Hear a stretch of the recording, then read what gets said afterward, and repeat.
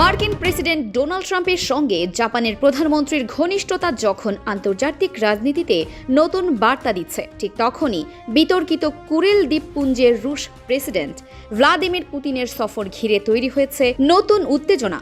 জাপানের দাবি, এই দ্বীপপুঞ্জ তাদের ভূখণ্ড।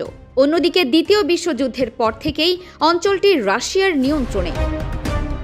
তাহলে পুতিনের এই সফর কি শুধুই একটি প্রশাসনিক সফর, নাকি জাপান ও যুক্তরাষ্ট্রকে সরাসরি কৌশলগত বার্তা দিল মস্কো? আপনার কি মনে হয় কমেন্টে জানাতে পারেন।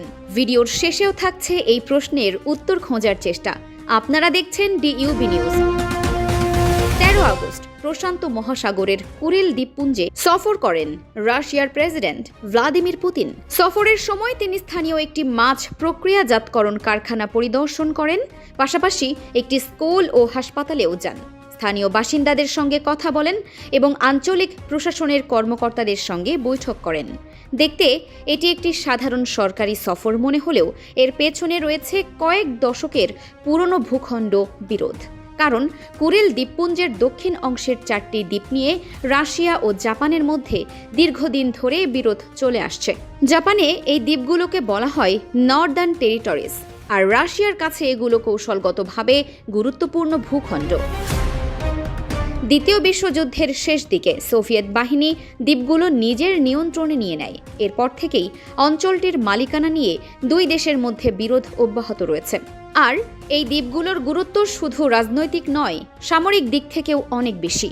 কুরিল দ্বীপপুঞ্জ রাশিয়ার কামচাটকা উপদ্বীপ থেকে জাপানের হোক্কাইডো দ্বীপের মধ্যবর্তী অঞ্চলে বিস্তৃত।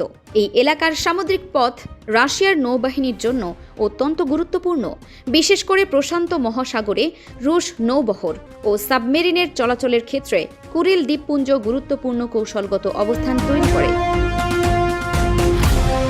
রাশিয়া ইতোমধ্যেই এই অঞ্চলে সামরিক অবকাঠামো, ক্ষেপণাস্ত্র ব্যবস্থা এবং সেনা মোতায়েন করেছে। অর্থাৎ পুতিনের এই সফর শুধু একটি বিতর্কিত দ্বীপে যাওয়া নয়, এর সঙ্গে জড়িয়ে আছে রাশিয়ার প্রশান্ত মহাসাগরীয় কৌশল। আর এখানেই তৈরি হয়েছে নতুন উত্তেজনা। কারণ পুতিনের সফরের পর জাপান সরাসরি প্রতিবাদ জানিয়েছে। জাপানের সরকার বলেছে, এই দ্বীপগুলো ঐতিহাসিক ও আন্তর্জাতিক আইনের দৃষ্টিতে জাপানের অংশ, ফলে রুশ প্রেসিডেন্টের সফরকে তারা গ্রহণযোগ্য মনে করছে না। এখন প্রশ্ন হচ্ছে, রাশিয়া যখন ইউক্রেন যুদ্ধ নিয়ে পশ্চিমাদের সঙ্গে দীর্ঘ সংঘাতে রয়েছে, তখন জাপানের সঙ্গে এই পুরনো বিরোধকে আবার সামনে আনার কারণ কি? এর একটি বড় কারণ হতে পারে প্রশান্ত মহাসাগরীয় অঞ্চলের পরিবর্তিত নিরাপত্তা পরিস্থিতি। জাপান বর্তমানে যুক্তরাষ্ট্রের গুরুত্বপূর্ণ মিত্র। দুই দেশ সামরিক সহযোগিতা বাড়াচ্ছে। একই সঙ্গে জাপান নিজেদের প্রতিরক্ষা সক্ষমতাও দ্রুত শক্তিশালী করছে।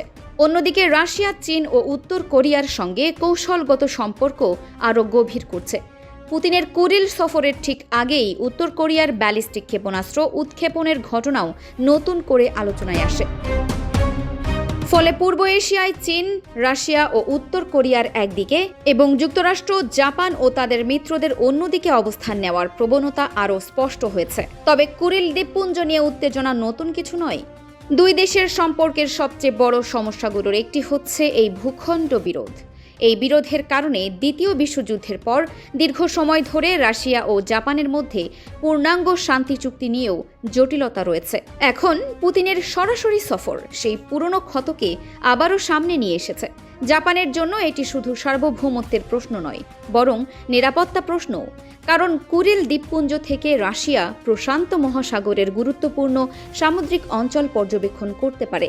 একই সঙ্গে এই অঞ্চলের সামরিক উপস্থিতি জাপান ও যুক্তরাষ্ট্রের কৌশলগত হিসাবেও প্রভাব ফেলতে পারে।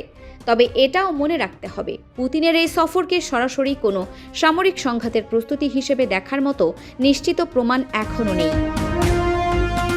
এটি রাশিয়ার নিজস্ব ভূখণ্ডে কর্তৃত্ব প্রদর্শন এবং জাপানের প্রতি রাজনৈতিক বার্তা দেওয়ার একটি কৌশলও হতে পারে। তবে একটি বিষয় পরিষ্কার, পূর্ব এশিয়ার শক্তির সমীকরণ দ্রুত বদলাচ্ছে। ইউক্রেন যুদ্ধের প্রভাব, যুক্তরাষ্ট্র জাপানের সামরিক সহযোগিতা, চীন রাশিয়ার ঘনিষ্ঠতা এবং উত্তর কোরিয়ার ক্ষেপণাস্ত্র কর্মসূচি সবকিছু মিলিয়ে প্রশান্ত মহাসাগরীয় অঞ্চল এখন আন্তর্জাতিক নিরাপত্তার অন্যতম গুরুত্বপূর্ণ কেন্দ্র। আর কুরিল দ্বীপপুঞ্জের মতো বিতর্কিত অঞ্চলগুলো সেই উত্তেজনাকে আরও বাড়িয়ে দিতে পারে। শেষ পর্যন্ত আপনাদের জন্য প্রশ্ন একটাই, আপনার মতে পুতিনের কুরিল দ্বীপ সফর কি জাপান ও যুক্তরাষ্ট্রকে দেওয়া একটি কৌশলগত বার্তা, নাকি এটি রাশিয়ার নিয়মিত আঞ্চলিক কর্মকাণ্ডের অংশ? কমেন্টে আপনার মতামত জানান। গুরুত্বপূর্ণ ও তথ্যভিত্তিক কমেন্টগুলোর জবাব ডিইউবি নিউজের পরবর্তী ভিডিওতে দেওয়ার চেষ্টা করব। আন্তর্জাতিক রাজনীতি, সামরিক শক্তির পরিবর্তন এবং ভূ রাজনীতির গুরুত্বপূর্ণ খবর পেতে সঙ্গেই থাকুন। ফারহানা নিজাম, ডিইউবি নিউজ।